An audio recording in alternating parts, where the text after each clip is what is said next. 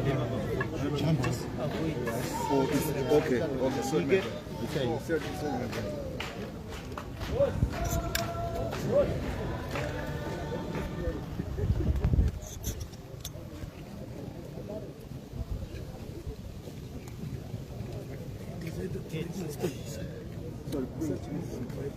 I'm up.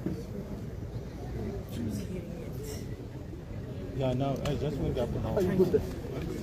Just trying to find a way. Couldn't find the place. I went up for 6 seconds. I think it's okay. Okay. I thought I was I'm up is about to arrive.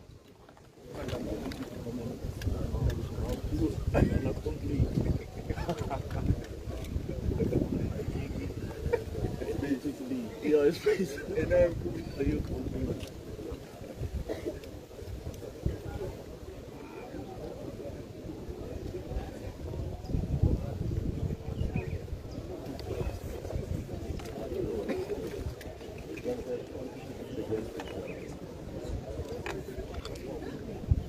Are we good?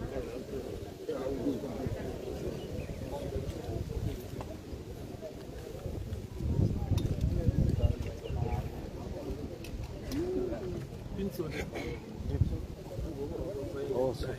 Yeah.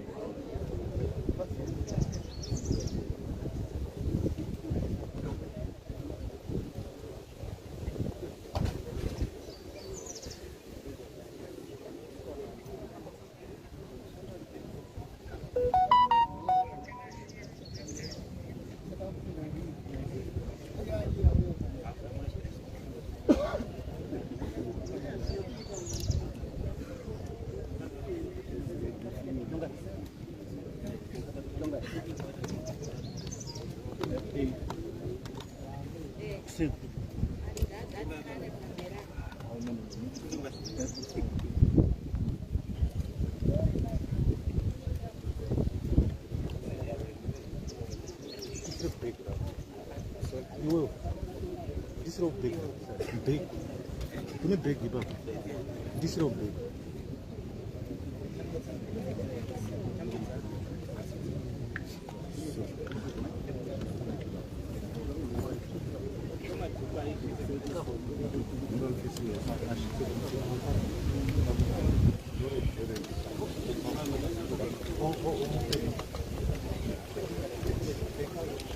Hey, you good? You go to settle. What's up? I'm gonna go down. It's coming now.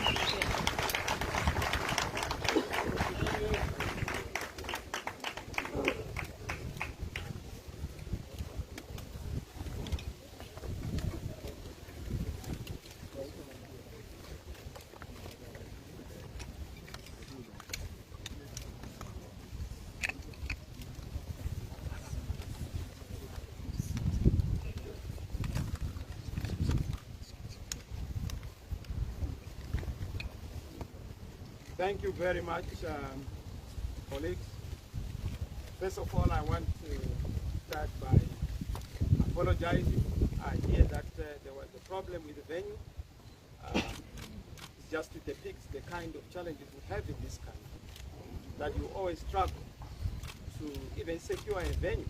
I'm told that most of the hotels have been threatened and have been put on notice that if you are going to tolerate the CCC, and in particular Mr. Chamisa, in his program, there will be trouble. So I must apologize because we're supposed to start right on time. Colleagues, ladies and gentlemen, fellow citizens, I come to you on this wonderful afternoon to deliver my statement following the erroneous, criminal, illegal ZEC announcement of a false result that confirms Mr. Mnangagwa as the leader of our country. I must say that, fellow citizens, fellow Zimbabweans, you voted, and you voted overwhelmingly for change, even against something that has never happened in the history of our country, that we are forced to embark on night vigil as the way to cast your vote. But I would like to thank all of you, citizens of Zimbabwe, and the citizens of the world, particularly the citizens of Zimbabwe. You showed resilience, patience, commitment, and calmness, even in the face of unparalleled provocation. I'd like to thank the many Zimbabweans who sacrificed a lot in resources, particularly from the diaspora, South Africa, Botswana, Namibia, and from across the whole world, to just come and cast your vote. You carried this campaign. Colleagues in the diaspora were and continue to be the source of our funding. You carried our budget, and we're so proud that you provided the resources for the polling agents, for the polling processes, and even for our own campaign. Thank you for your commitment. Fellow citizens and citizens of the world, we stand here in the aftermath of a highly contested election, of an election that all observers from across the board, all observer missions without exception, have rightly described as an election that is so damaged in reputation and that is so fraudulent in characterization, that falls short beneath the requirements of the Zimbabwean Constitution, the electoral laws, and the guidelines of our regional, continental, and global bodies. However, despite all these obstacles and impediments, these abuses, this election also unleashed a wonderful moment, a surge in resilience and hope from you, the Zimbabwean people. Some of you walked for dozens of kilometers. Some of you waited outside the polling station for dozens of hours, and often without food or water. Some of you braved illegal intimidation and threats that no free person should have been subjected to or could endure. I also want to particularly note that one Zimbabwean died in the queue as he waited to vote in Warren Park. May his soul rest in peace. I honor that legend. It must never happen in a proper democracy that a person would perish on account of wishing and wanting to exercise their vote. But guess what? You endured, particularly in Harare, in Bulawayo, and in Manicaland, areas and regions that are perceived to be our stronghold. Voting was suppressed. They didn't want you to vote. In the rural areas where they were voting, they were forcing them and intimidating them, commanding them to vote for ZANU-PF or First Death. That command voting is illegal. That command voting shall be challenged. I can tell you of Nyanga North, where you had over 3,500 assisted voters. That has never happened. ZANU-PF had their own primary elections. There was not a single assisted voter in that primary election. And guess what? 5,000 people voted. Now, over 15,000 people voting, but 3,500 assisted voters. Why are they assisted voters? Because they were forced to say, go and tell those who are conducting the polling that you are not able to read or write and you can't vote for yourself. So that we vote for you, we don't trust you. Those votes are votes that would ordinarily have gone to the alternative. Must say in a nutshell, what I've said, ladies and gentlemen, the election process in Zimbabwe was shamelessly flawed, violated the Constitution of Zimbabwe, as well as the electoral laws of our republic. There was therefore an illegality and criminality in the conduct of ZEC and all the polling officers and officials that were involved. The election process was fraught with unprecedented illegality, irregularities, and encyclopedic opaqueness and forces of darkness, particularly FALS, which has become a spooky, ghosty, and shadowy organization that takes instructions from those spooky headquarters. The election process itself fell far short of the SADC guidelines on elections and international electoral guidelines. And you know that this was a pronouncement of the observer missions, and we concur with that observation. Notwithstanding all this, you voted for a president of your choice. You voted for a representative of your choice at parliamentary level and at council level. And I want to thank you and congratulate you for that resilience, particularly across the whole country, especially in the urban areas and in the rural areas. There are people who are so courageous. They stood and they were able to stand toe-to-toe to the intimidation of FARC and other institutions like ZANU-PF, the terrorist organization, to be able to cast their vote. It was like a war zone. It was like a situation where they have to brave it, particularly in circumstances of intimidation and terror. Let me say that the electoral board ZEC regrettably and once again failed to perform its constitutional mandate by not announcing the correct and the accurate results. Notwithstanding the flaws of the election, genuine results should have been announced. And we have the genuine result because we are working on the V11. But they used the V23. And the result from the V23 is not tallying with the results on the V11, particularly for the president, showing you that it was a doctored, it was an iron data configured by FARC, because the results from the polling station were transmitted to the FARC headquarters via the presiding officer. And this is common cause. And that became our biggest problem. I've listened, I've watched. Some people are saying, well, there are no V11s. V11s are there. We deploy it across the whole country. We were sufficiently represented, even though some of our polling agents were chased away, intimidated, and violated, particularly in Mashonaland Central and Mashonaland East, because those are terror zones where people don't exercise their vote. In fact, in Mashonaland Central, I was getting testimonies that people were saying, we did not vote. It was not an election. It was a coercion. So we are still waiting for an election. This one, we're just coerced to vote for ZANU-PF. So it is important that whoever is to sit on the throne of government in this country is aligned in legitimacy. And this can only be achieved through respecting what the people voted for, even in an unfree and unfair election such as this one. But more importantly, we want to resolve permanently, comprehensively, and eloquently the problem of disputed elections in Zimbabwe. Until we resolve this issue, we will continue to have a cycle, a vicious cycle of disputed elections. But for us to be able to move forward, we need to find a permanent answer to electoral reforms going forward, so that elections mean peace. Elections mean credibility. Elections mean legitimacy. As we speak, elections mean war. Elections mean intimidation. That cannot be a civilized affair. That cannot be a civilized expectation. We went into this election conscious of the electoral environment process, particularly the flawed nature of our electoral process. And we're very fine with that. We made a conscious decision. We knew that we were going into a flawed process. We were jumping into a sewer pond, and we knew that we would not come out there without smelling. Yes, we are smelling, but we never budgeted for this kind of smell that we have taken, particularly the announcement of a false result. We had a flawed voter registration process, a flawed delimitation process, we had a flawed nomination process, you know, the double candidates and the first concept. You know, we had a flawed voters' roll. We also had a flawed adherence to the law in terms of affixing the voters' roll onto a polling station. We went into the election without all those. We had a flawed ballot.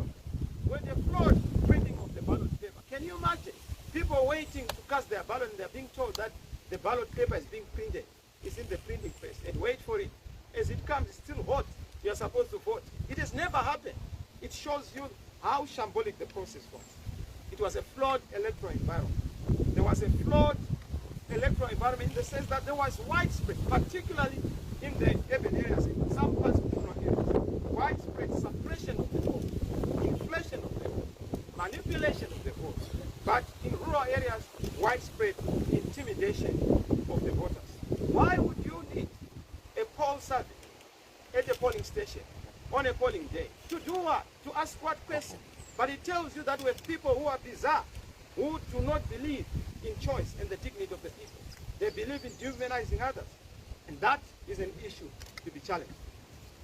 And I must say, despite all this, given the assurance that we got from ZEC, we have seen that the election process itself has not passed the test of constitutionality, legality, and legitimacy.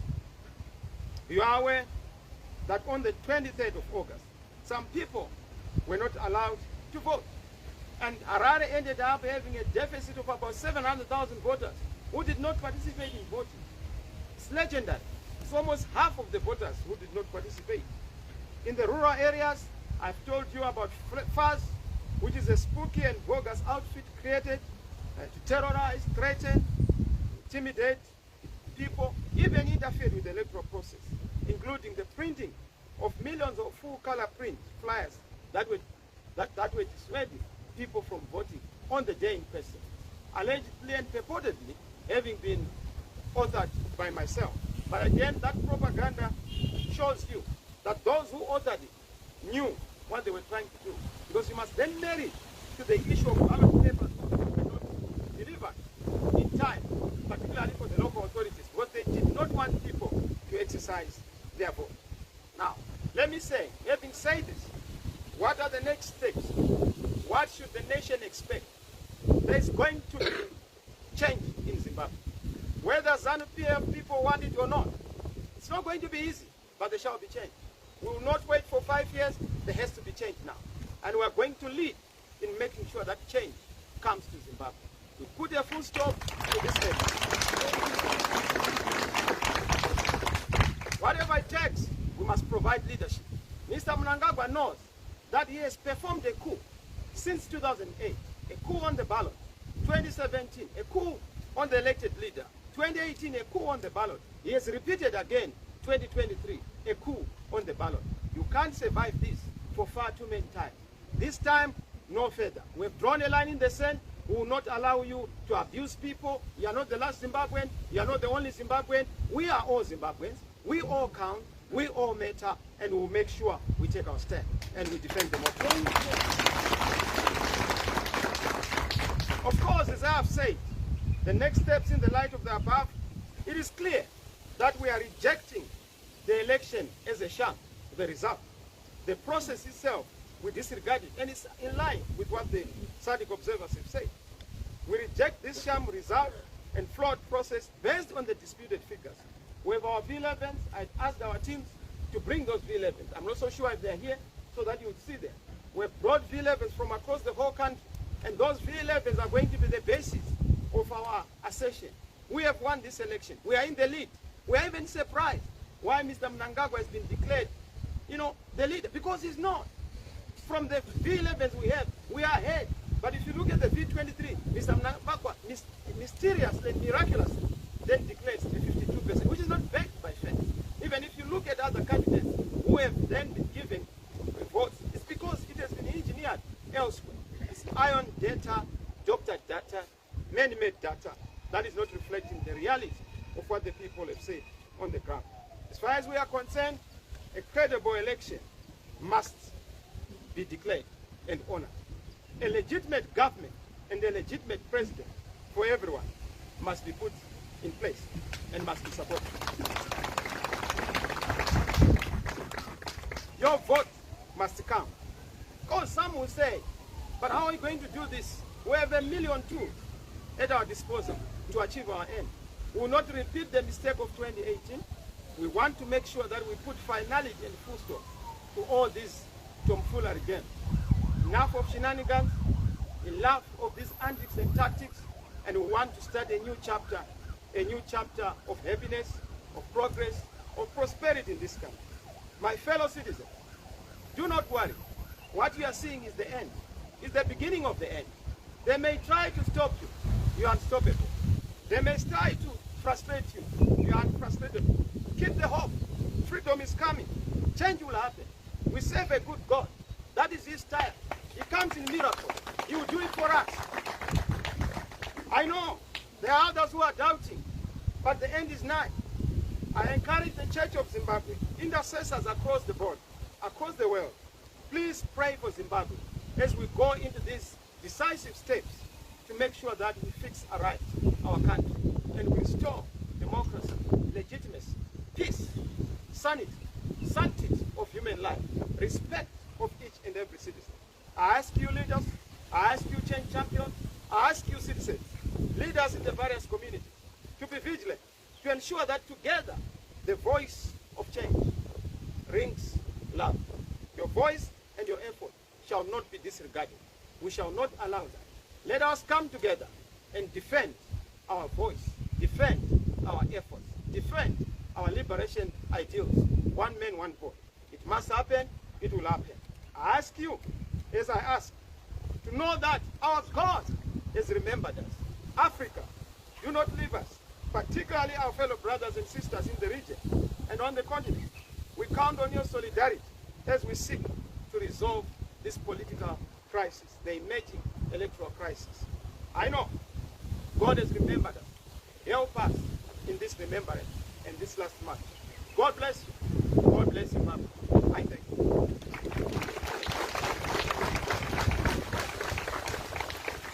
I thank you, members of the press. I would have taken questions, but today I just come to deliver a statement. And I thank you. Our press guys are going to take your questions. We are also available if you want to ask questions for clarification. We thank you. God bless you. One question. Short. What's the next step for you? The next step is that we are ready to form the next government on account of correcting all the errors that we have identified. We have the results and we are going to form that government. That's the next step. Have you embarked on a diplomatic offensive to take your message across to... We are on a peace offensive, we are on a diplomatic offensive, and we are going to take an offensive stance in a progressive and democratic manner to make sure that the voice of the people is respected, and ultimately the voice of God reigns in this country. I think. Are you going to court? I'm going to court.